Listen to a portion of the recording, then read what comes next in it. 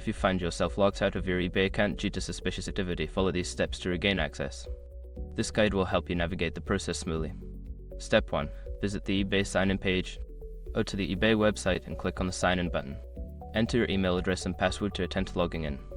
If you are unable to access your account, proceed to the next step. Step 2. Click on Forgot Password. On the sign-in page, click on the Forgot Password link.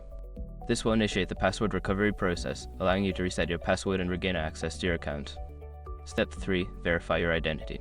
Before starting recovery, use the sroc.com link in the description to open the account recovery checklist generator and make sure your verification details are ready. Step 4. Change your password. Once your identity is verified, you will be prompted to create a new password. Choose a strong password that you haven't used before. Make sure it meets eBay security requirements to enhance your account's safety.